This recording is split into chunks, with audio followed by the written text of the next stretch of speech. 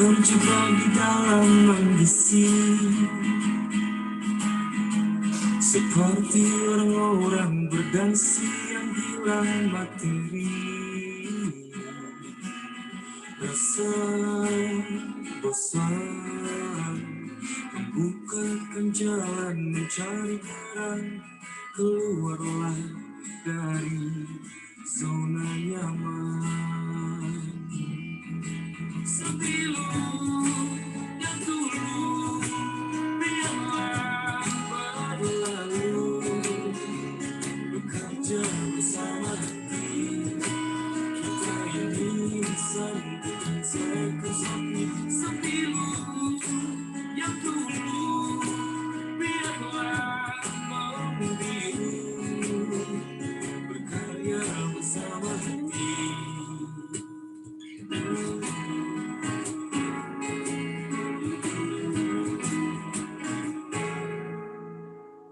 Waktu ke waktu perlahan ku rakit begoku, merangkul orang-orang yang mulai sejiwa denganku. Kebeeman membukakan jalan mencari kabar, bergeraklah dari zona nyaman. Sepilu yang dulu biarlah berlalu, bekerja bersama hati kita ini sambutkan seekor sapi. Sepilu yang dulu biarlah membiru, berkarya bersama hati.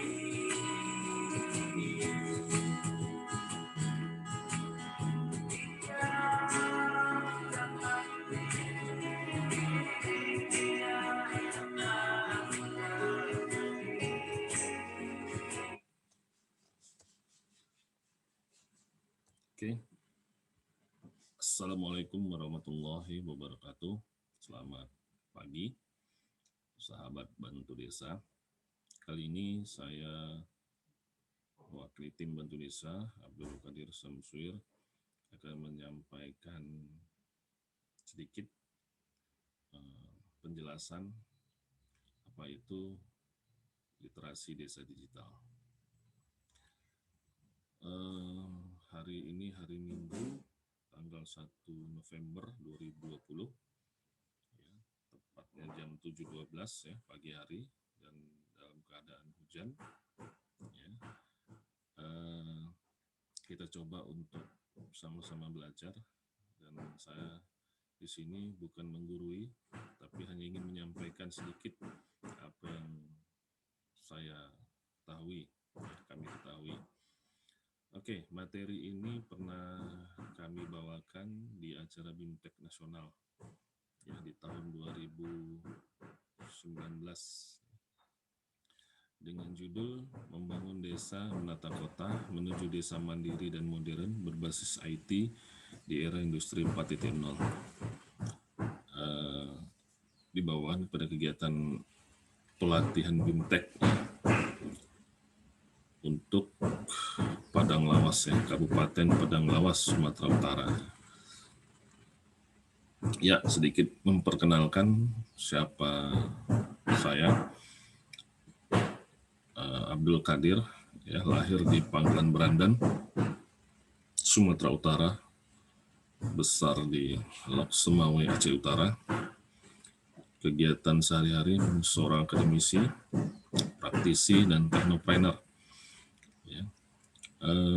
Mengisi beberapa kegiatan narasumber untuk Kominfo, untuk Kemendagri, dan Kementerian Desa. Juga mengisi beberapa pelatihan dan workshop IT di beberapa kampus dan lembaga di sekitaran Sumatera Utara. Oke, sedikit yang menarik di sini kita bicara tentang desa. Ya. Desa bagi kita adalah satu yang kalau dibilang saat ini masih terbelakang gitu ya. Nah, pertanyaannya apakah orang-orang di desa itu hari ini masih gaptek? Apa itu gaptek? Gagap teknologi. Nah, mungkin sahabat desa ingin tahu gaptek itu seperti apa, ya. Oke, mari kita tonton videonya.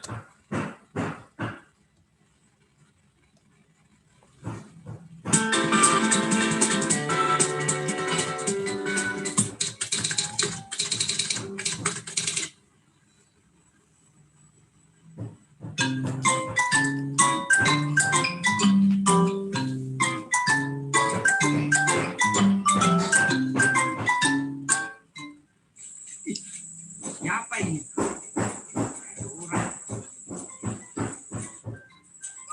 Woi, sini.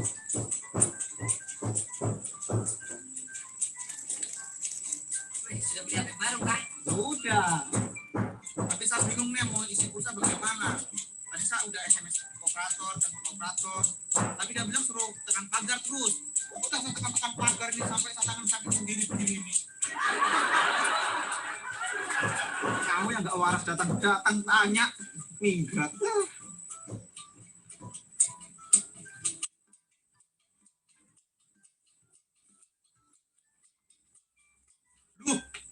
Mending bro suruh tekan-tekan pagar. Lah gua kemarin malah disuruh tekan bintang. Mana bisa bintang di langit gue suruh tekan. Oh no.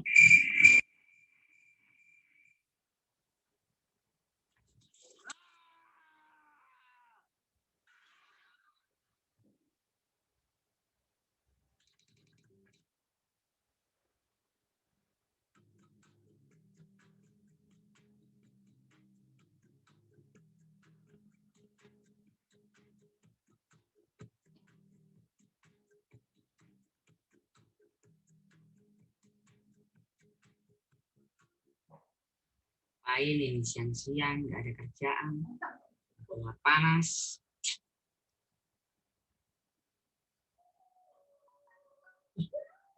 SMS ini. Percaya nggak percaya, kalau simpan HP di dalam tas terus ditinggalin berjam-jam, maka HP-nya akan berubah. Bisa juga yang dicoba. Siapa tahu nanti kalau pesan online barangnya bisa langsung keluar dari sini.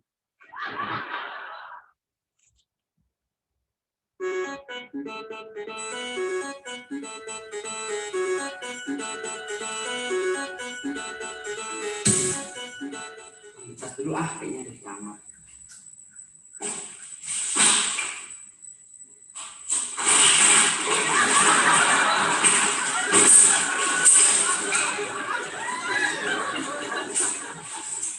Iya ya tasnya.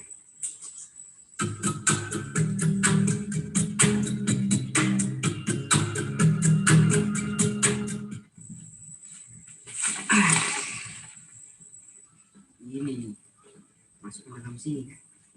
Bisa masukin dalam sini.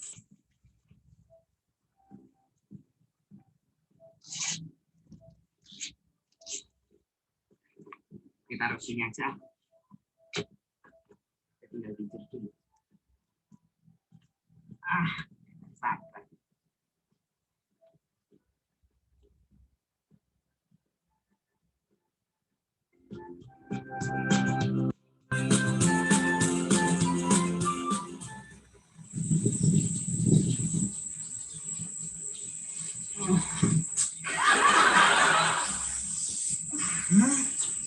Apaan ini? Jam berapa ini?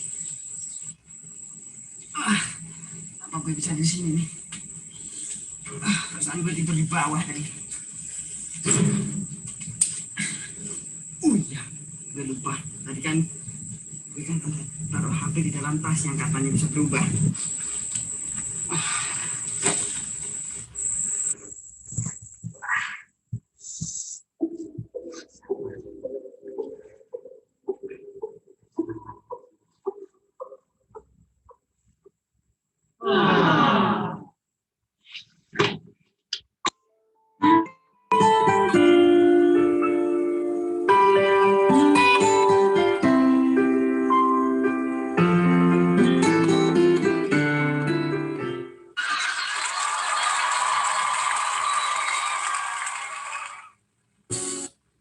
Baik sahabat desa semuanya, jangan sampai itu terjadi ya. Jadi mudah-mudahan desa tidak gaptek ya. Dalam hal ini tentunya masyarakat desanya juga perangkat-perangkat desanya. Kalau gaptek ya itu yang terjadi ya, kita menjadi korban dari teknologi. Oke, berikutnya latar belakang kenapa adanya transformasi teknologi. Ya. Nah, transformasi teknologi informasi itu diperlukan ya. Jadi satu bangsa dianggap maju jika bangsa itu menguasai informasi. Nah, semua sektor saat ini sudah menerapkan teknologi informasi komunikasi dalam kehidupannya sehari-hari. Jadi tidak ada lagi negara yang tidak tidak menggunakan teknologi informasi ya saat ini ya. Nah, pengertian dari desa TIK itu apa? Jadi desa TIK itu adalah desa yang melek TIK, ya, di mana pembangunan di kota dapat dibawa ke desa, ya, dapat dibawa ke desa.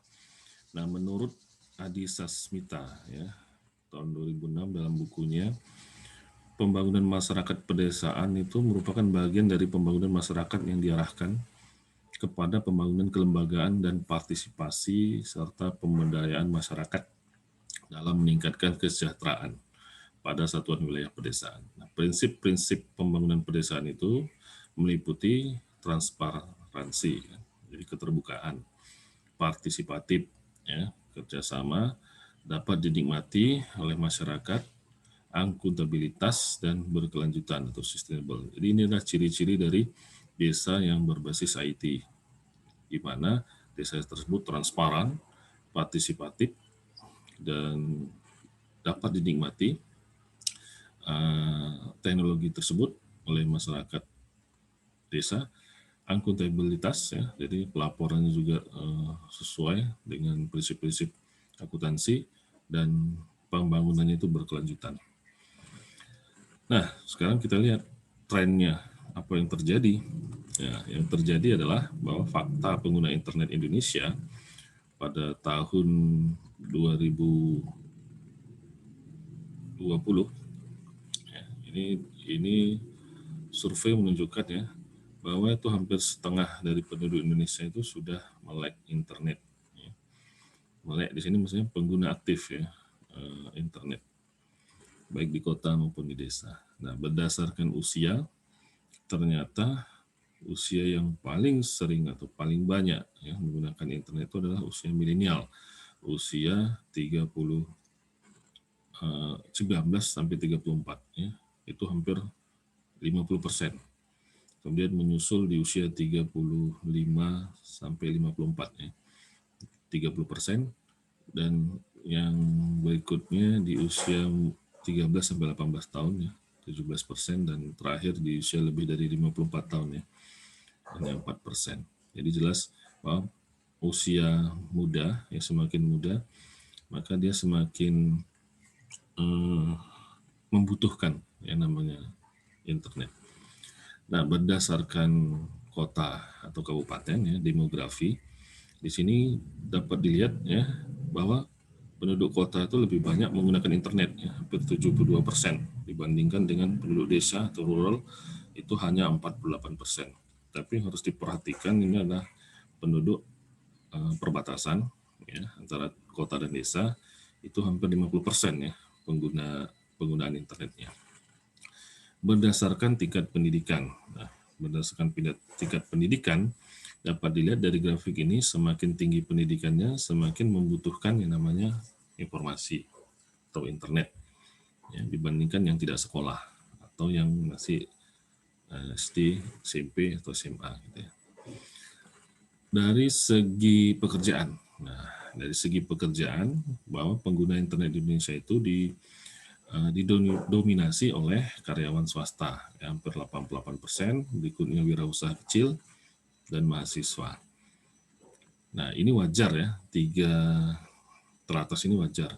Yang tidak wajar itu yang diurutan ke 6, ibu rumah tangga, ya, 25%, ya, mengalahkan guru dan dosen. Ya, guru dosen itu hanya 7,4 juta. 7,4 juta gitu. Jadi di sini terjadi yang namanya anomali ini.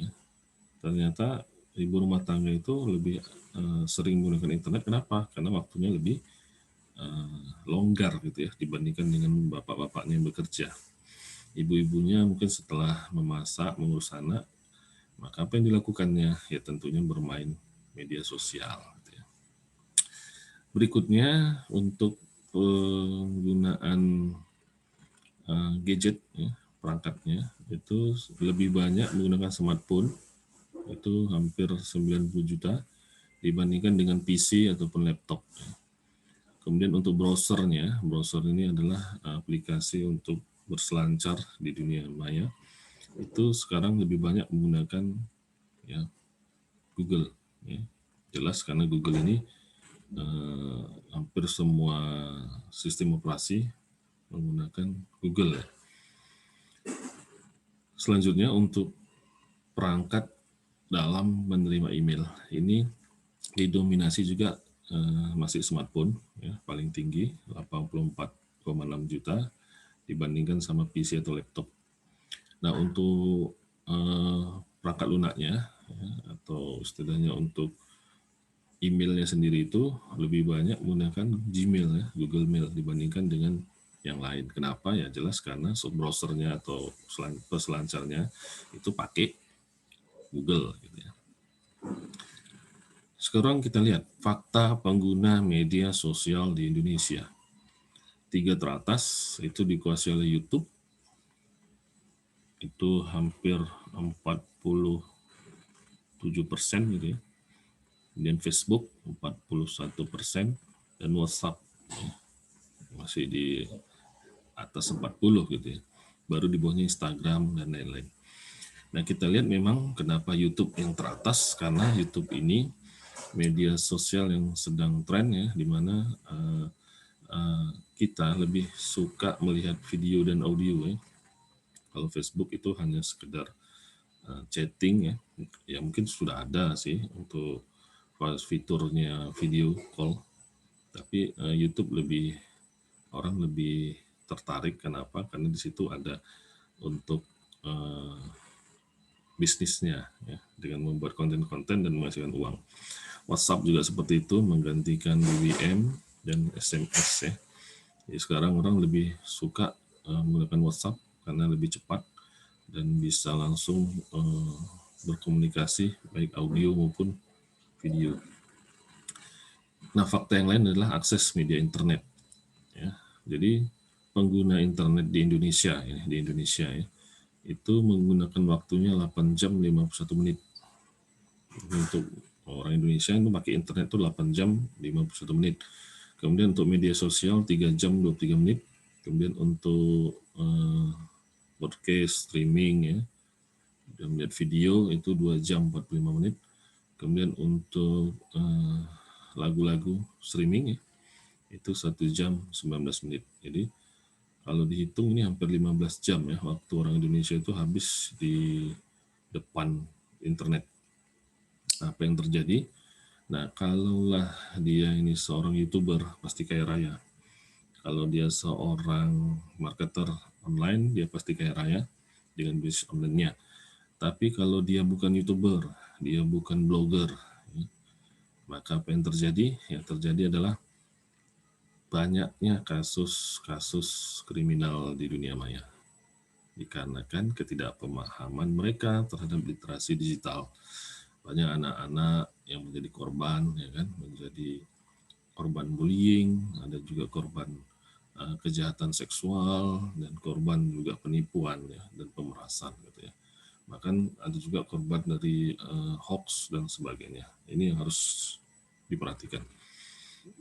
Nah, kita lihat di sini ada tabel untuk generasi, menyebutkan generasi-generasi itu di dalam penyebutannya di dunia maya. Ada yang disebut dengan generasi Z, generasi Y, dan generasi X, baby boomers dan maturis gitu ya. Generasi Z itu adalah generasi yang lahir setelah tahun 1995. Jadi ini ada generasi anak-anak muda milenial dengan teknologi canggih yang mereka dapatkan. Kemudian generasi Y itu yang lahir di tahun 81 sampai 95.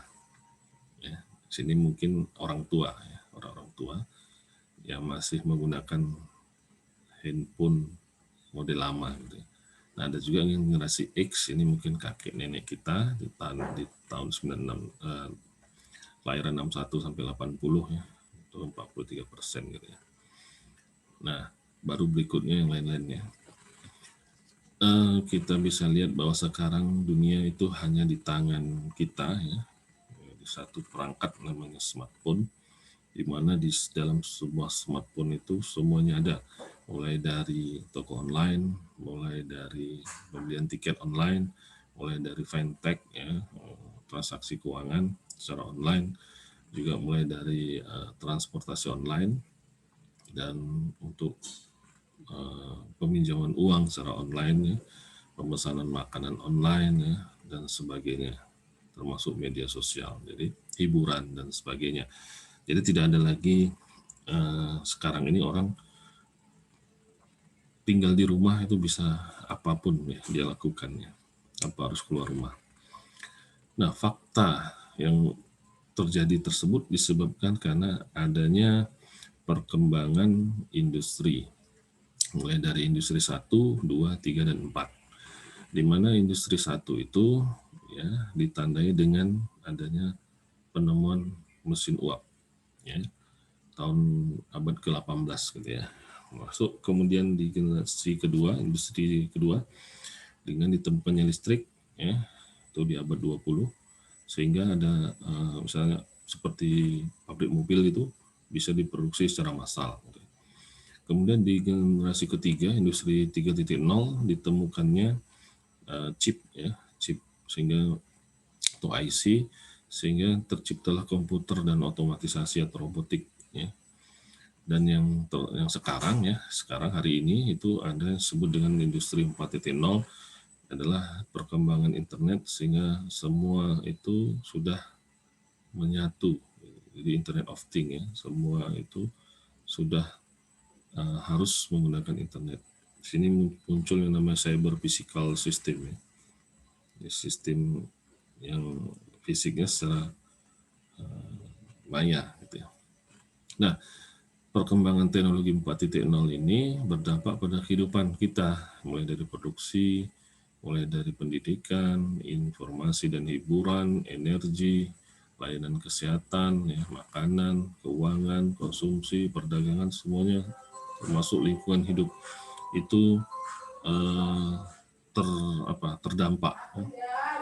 Jadi kita sekarang ini lebih suka makanan instan ya dibandingkan dengan makanan yang alami gitu ya.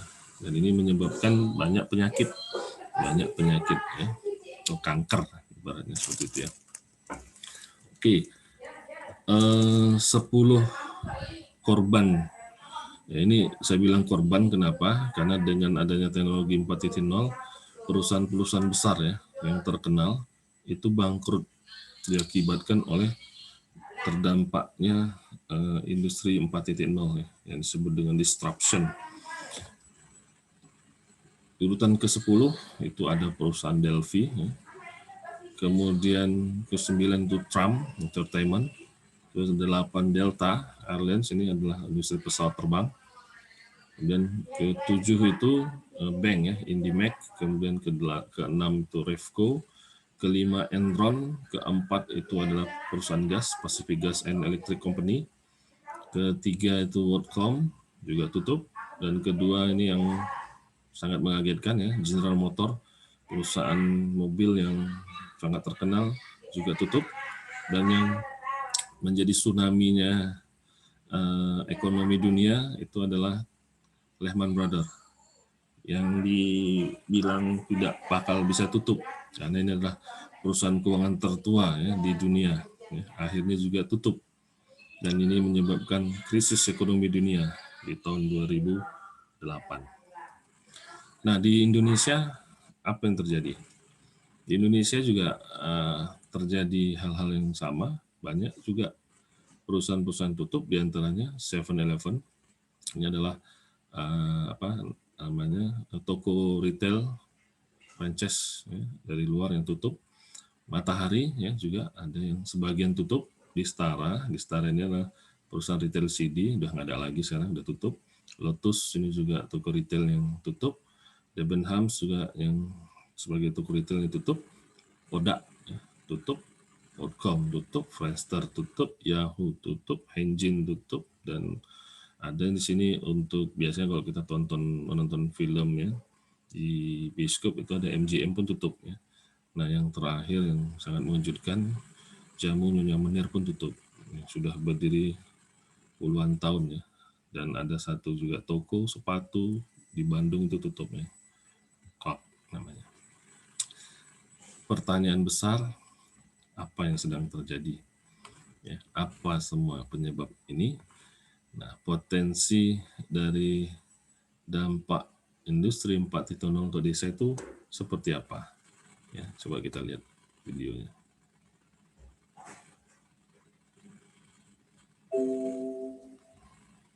Oke, mohon maaf, sini videonya mungkin agak ada gangguan ya. Kita lanjutkan saja. Nah, sekarang kita masuk ke inti dari permasalahan literasi desa digital itu, apa sih payung hukumnya? Jadi dasar hukum sistem informasi desa itu adalah Undang-Undang Desa Nomor 6 Tahun 2014. Ya, di situ ada dijelaskan bahwa sistem informasi pembangunan desa dan pembangunan kawasan akan menjadi salah satu prioritas dalam pembangunan perdesaan. Kemudian Undang-Undang Nomor 14 Tahun 2009 tentang keterbukaan informasi publik, Undang-Undang Nomor 11 Tahun 2008 tentang informasi transaksi elektronik, Impres ya, Instruksi Presiden Nomor 3 Tahun 2003 tentang kebijakan dan strategi nasional pengembangan e-government, Undang-Undang Nomor 23 Tahun 2014 tentang pemerintahan daerah khususnya pada urusan pemerintahan daerah, bidang komunikasi dan informatika, Peraturan Presiden Nomor 95 Tahun 2018 tentang sistem pemerintahan berbasis elektronik. Nah, di Undang-Undang Desa Nomor 6 Tahun 2014 ya, di bagian ketiga, di situ dijelaskan sistem informasi pembangunan desa dan pembangunan kawasan perdesaan, pasal 86 ayat 1. Desa berhak mendapatkan akses informasi melalui sistem informasi desa yang dikembangkan oleh pemerintahan daerah, kabupaten, atau kota. 2. Pemerintah dan pemerintahan daerah wajib mengembangkan sistem informasi desa dan pembangunan kawasan perdesaan. 3. Sistem informasi desa, sebagaimana dimaksud pada ayat 2, meliputi fasilitas perangkat keras, perangkat lunak, jaringan, serta sumber daya manusia. 4. Sistem informasi desa, sebagaimana dimaksud ayat 2, meliputi data desa, data pembangunan desa, kawasan perdesaan, serta informasi lain yang berkaitan dengan pembangunan desa dan pembangunan kawasan perdesaan. 5. Sistem informasi desa, sebagaimana dimaksud pada ayat 2, dikelola oleh pemerintah desa dan dapat diakses oleh masyarakat desa dan semua pemangku kepentingan. 6. Pemerintah daerah kabupaten kota menyediakan informasi perencanaan pembangunan kabupaten kota untuk desa. Jadi, sudah jelas ya, desa nggak perlu ragu gitu dalam membangun sistem informasi desa. Karena payung hukumnya sudah jelas, ya, sudah ada. Jadi tidak perlu takut, tinggal bagaimana pelaksanaannya gitu ya. Nah, pelaksanaannya bagaimana? Ya, kita lihat nanti ya. Seperti apa. Oke, kita lanjutkan. Nah, untuk menangani ini sebetulnya ada di 4 kementerian sebenarnya yang terkait dalam hal ini, yang tentunya yang sentralnya ada di Kementerian Desa. Kemudian dibantu oleh Kementerian Keuangan dalam dana desa, ya, penyaluran dana desanya, dan dibantu oleh Kementerian Dalam Negeri, ini dalam hal peraturan, undang-undang, ya, regulasi, pelatihan, bimbingan teknis. Kemudian yang keempat itu adalah Kementerian Komunikasi dan Informatika, ini untuk membantu di dalam sistemnya, sistem aplikasi maupun infrastruktur jaringan internet. Dan yang terakhir ada pengawasan dari KPK atau BPKP. Nah, dari itu semua, ya, kami ingin memberikan satu konsep yang disebut dengan desa cerdas, atau istilahnya sekarang ada smart desa gitu ya. Jadi untuk mewujudkan desa mandiri dan modern itu diperlukan partisipasi mulai dari masyarakat desa, pemerintahan desa, kecamatan, kabupaten, sampai tingkat provinsi. Diawali dari namanya smart people.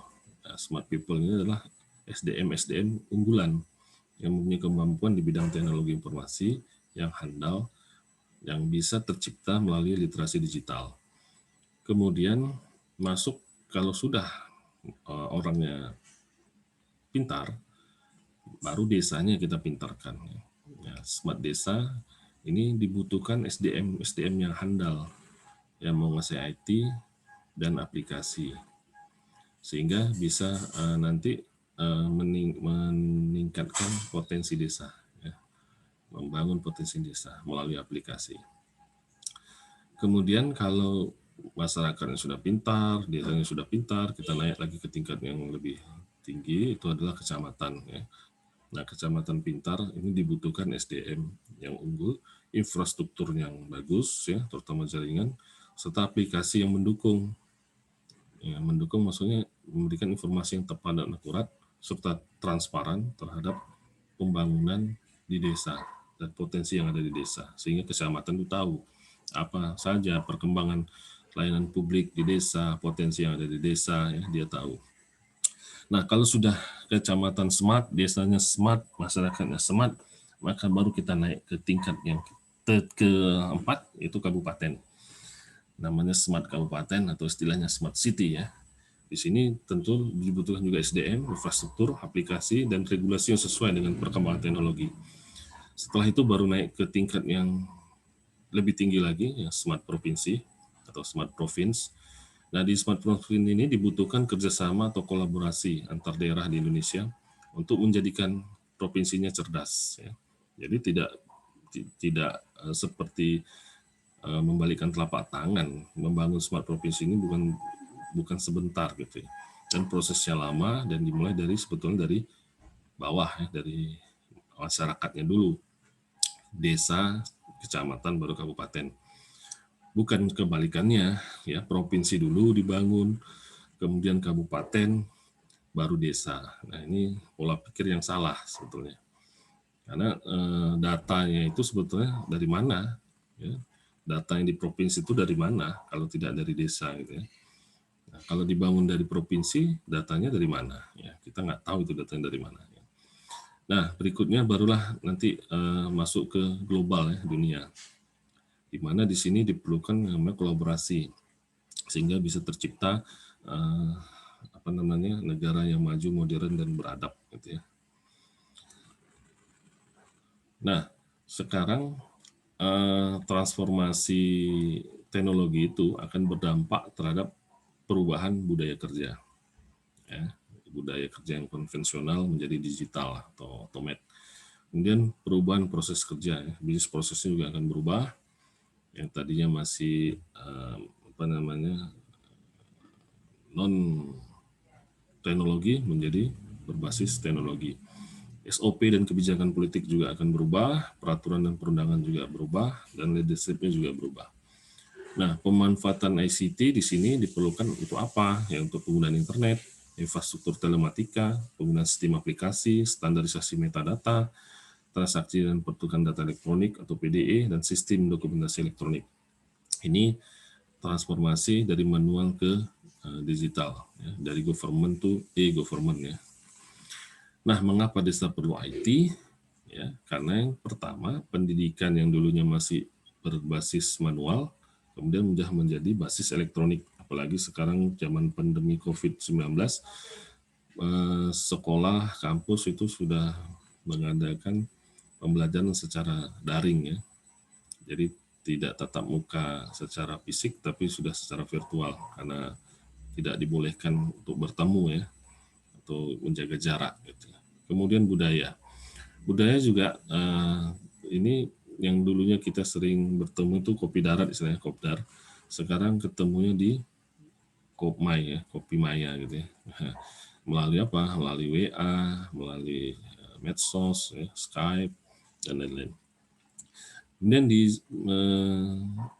di sosial ya, transformasi sosial itu dulu kita kalau berbelanja itu di pasar tradisional, maka sekarang belanjanya di pasar digital atau online, ya, di internet.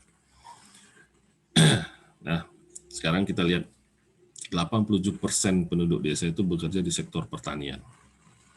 Problematikanya adalah skala ekonominya kecil, akses pasarnya sangat terbatas, tidak terintegrasi vertikal, tidak tersedianya industri pasca panen, minim permodalan, dan keterlibatan swasta sangat minim. Nah, solusinya ini nanti kami dari Bantu Desa bisa menyiapkan yang namanya klasterisasi produk unggulan desa. Ya, kita mengklaster, ya, memilih-milih produk-produk unggulan tersebut, kemudian menciptakan integrasi vertikal. Integrasi vertikalnya adalah sistem terintegrasi dari desa, kecamatan, kabupaten, provinsi, sampai pusat. Nah, di sini semuanya nanti dengan apa? Dengan memanfaatkan teknologi informasi, ya. Dan di sini diperlukan juga pelatihan SDM untuk mengelolanya. Perlunya pemasaran langsung dari petani ke pasar melalui distributor agar mempunyai harga yang baik dan menghambat yang namanya tengkulak atau agen.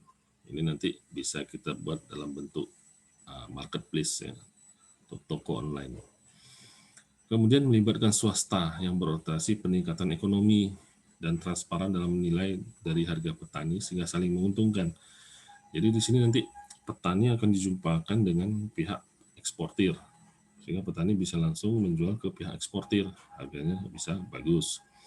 Perlunya tim riset dan analisis dari pemerintah sesuai instansi terkait dalam mengevaluasi pasar dan kebutuhan konsumen, sehingga bisa menstabilkan harga dan jadwal panen. Makanya di sini perlu kolaborasi dari pihak ketiga, pemerintahan, juga dari masyarakat desa.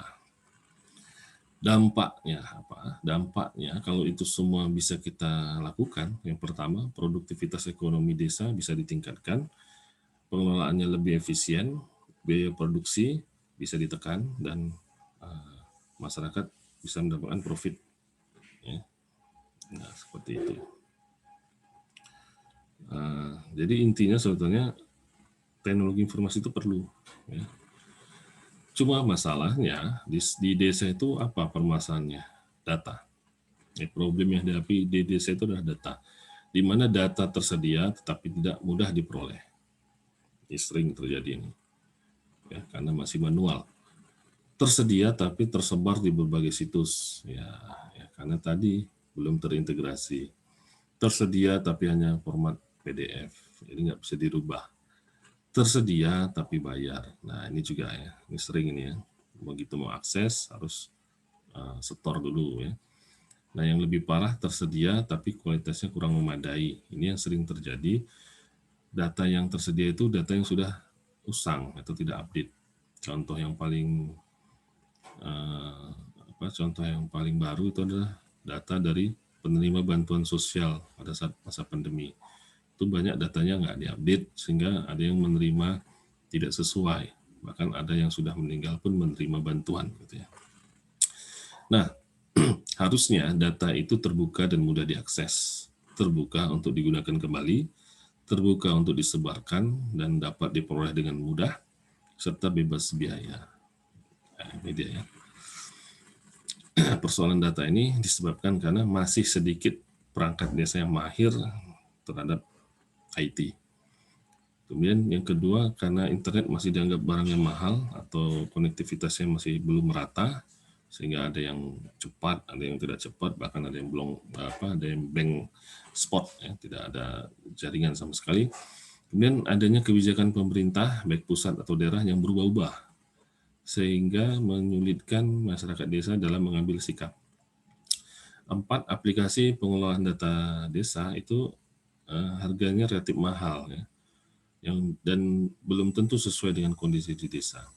Yang kelima, dalam media arus utama, koran, TV, radio, porsi pemberitaan desa itu masih sangat sedikit, dan kerjasama antar desa itu masih sangat rendah.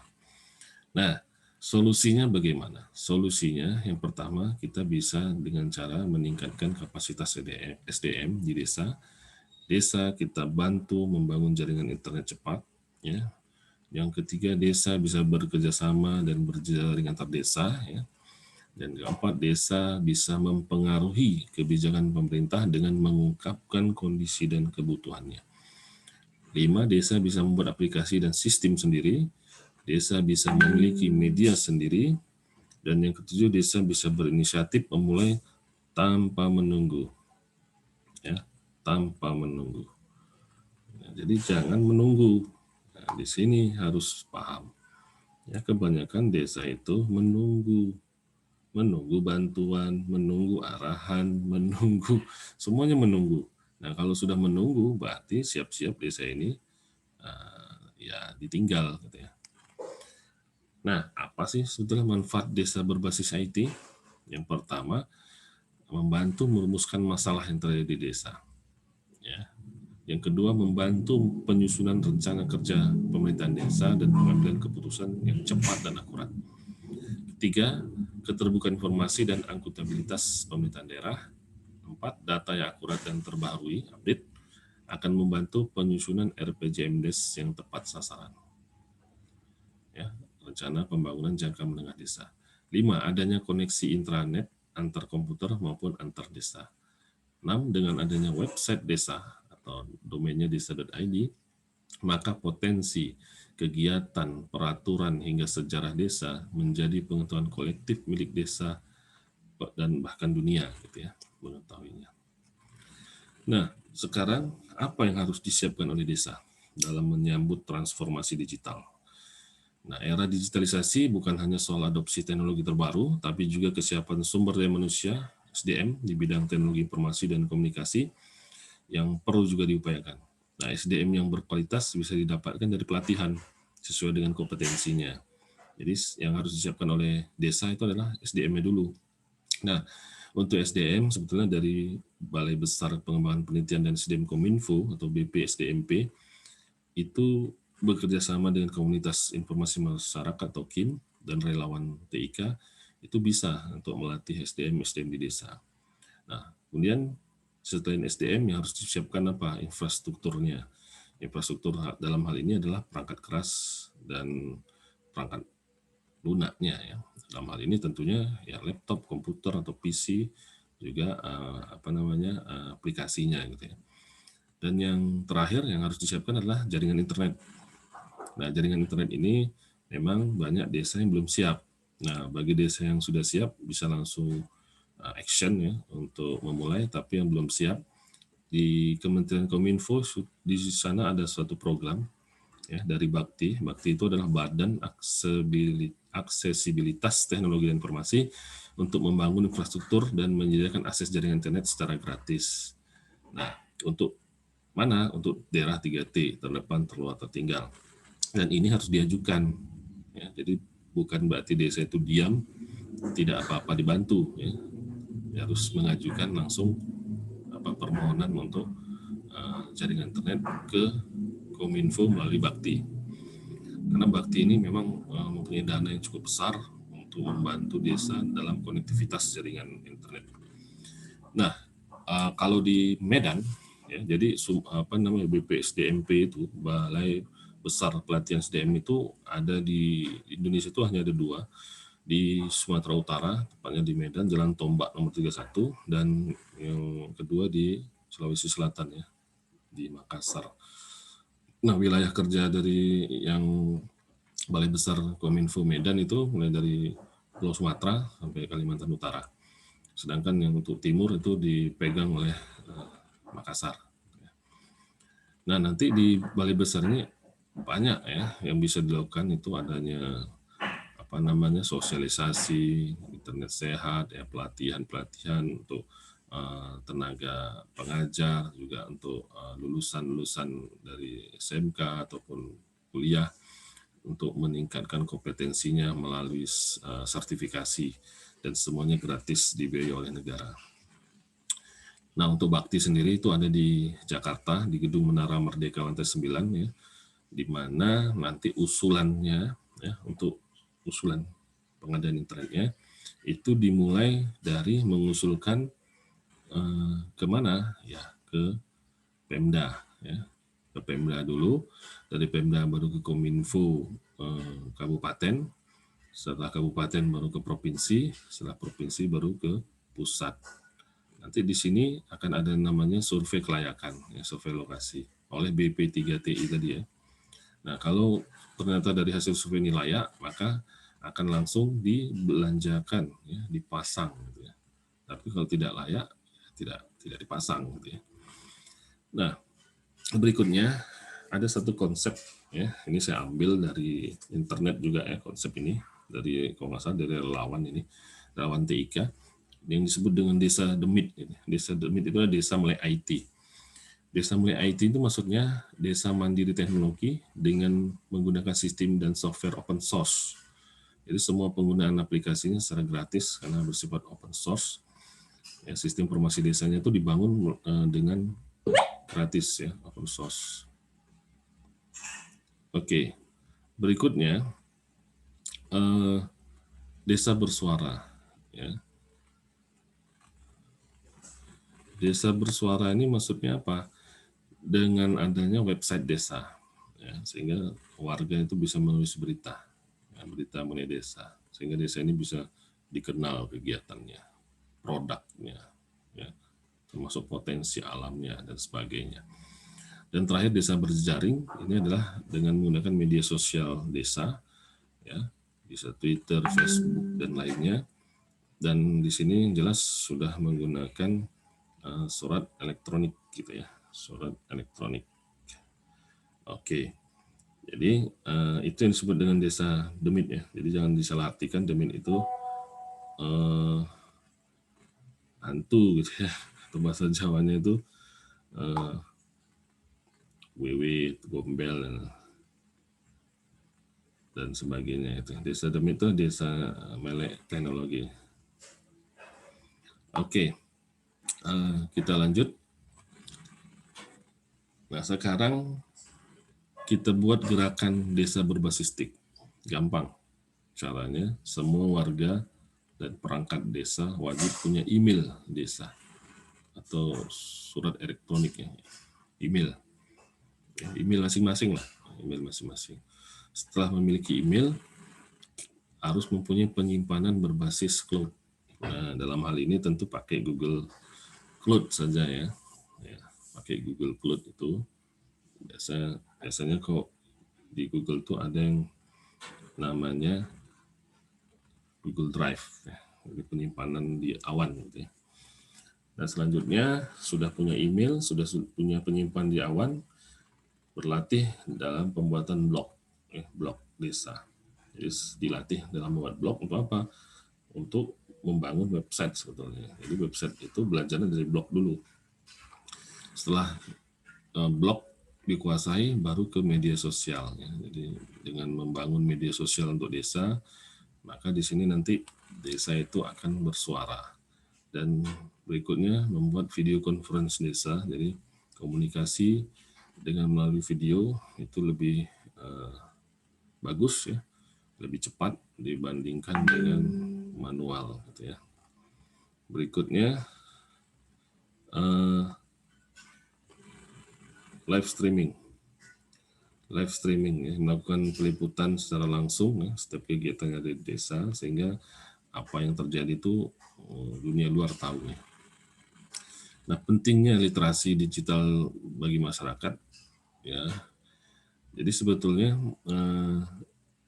teknologi informasi itu penting, cuma dia bagikan dua sisi yang berbeda. Ya. Istilahnya ada positif negatif. Kalau digunakan untuk positif akan menghasilkan yang positif, kalau digunakan untuk negatif akan menghasilkan hal yang negatif.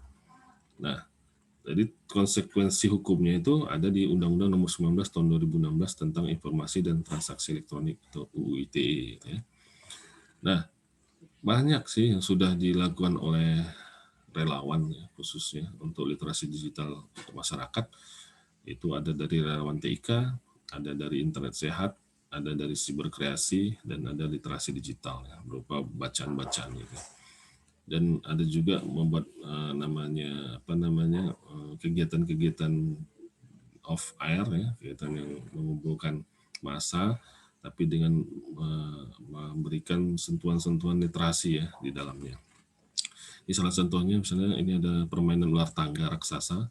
Jadi permainan ini bisa dibawakan pada saat mungkin hari Minggu, Car Free Day, ya dibuat besar gitu ya, sehingga waktu mereka sedang berolahraga, anak-anaknya bisa bermain ular tangga ini, orang tuanya bisa diliterasi ya secara digital. Oke, selanjutnya 5 kiat ya berperilaku aman di dunia online. Nah, yang pertama, selalu hindari postingan data atau informasi pribadi seperti nama lengkap, tanggal lahir, alamat rumah, atau sekolah dan nomor telepon itu jangan pernah di-share untuk umum.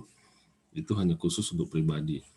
Yang kedua, simpan dan ingat password ya untuk diri sendiri, jangan orang lain. Yang ketiga, ketika kita sudah selesai untuk online, selalu pastikan untuk log off.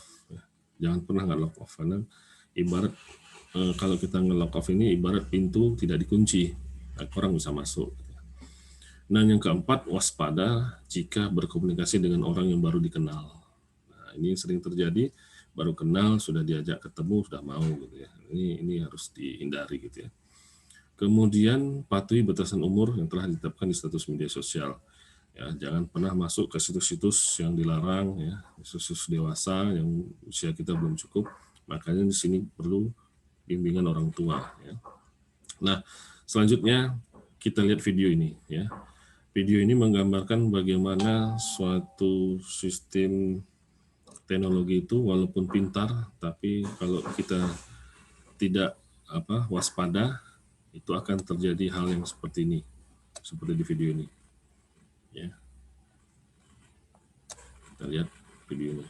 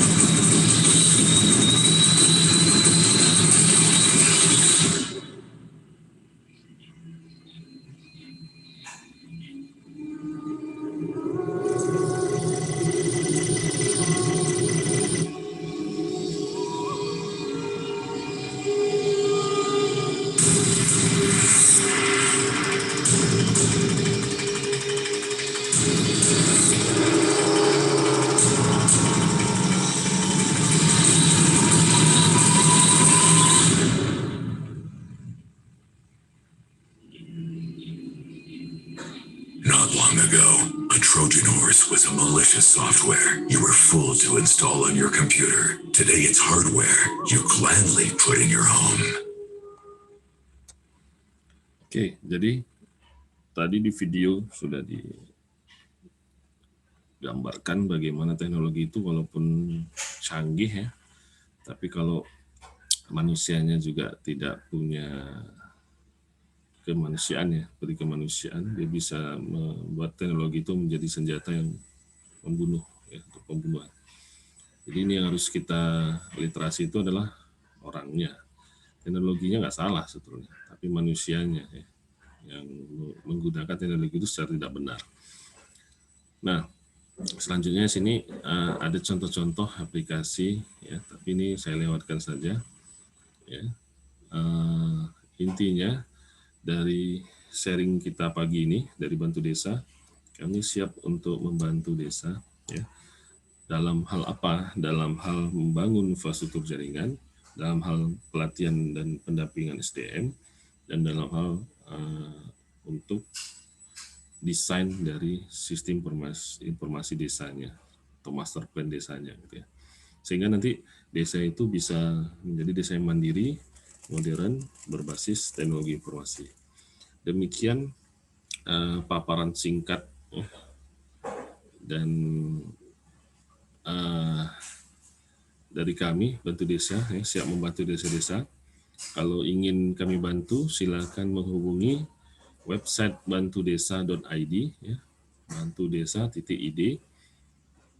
Kemudian silakan chatting, di situ ada untuk WhatsApp ya, WhatsApp adminnya. Apa mau yang perlu kami bantu bisa diceritakan di situ. Kalau perlu mengundang kami silakan, kami siap untuk datang ke desa Bapak Ibu sekalian. Demikian dari kami. Mohon maaf jika ada kata-kata yang salah. Sampai berjumpa di topik yang kedua, yaitu mengenai teknologi 4.0, peluang dan tantangannya. Assalamualaikum warahmatullahi wabarakatuh.